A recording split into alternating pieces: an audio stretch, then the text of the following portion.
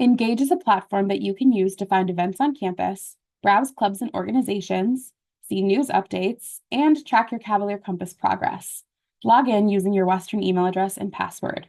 Once you're logged in, you'll see your homepage. It includes upcoming events, events that are recommended to you, organizations that you follow, and news.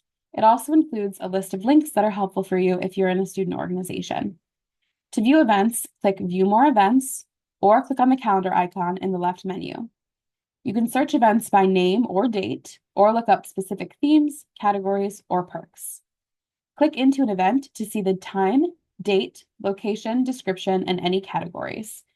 RSVP and add it to your reminders by clicking I will be attending, and then officially RSVP yes. This will help event organizers prepare enough materials, including food. You can access a list of student organizations and campus departments by clicking the Organizations option on your left-hand menu. Once you're there, you can type to search, select the branch that you're interested in perusing, or simply scroll. Click onto the page of your choosing to see events, news, and more. You can also click the blue Join button to have any organization or department added to your homepage and to receive news and updates via emails.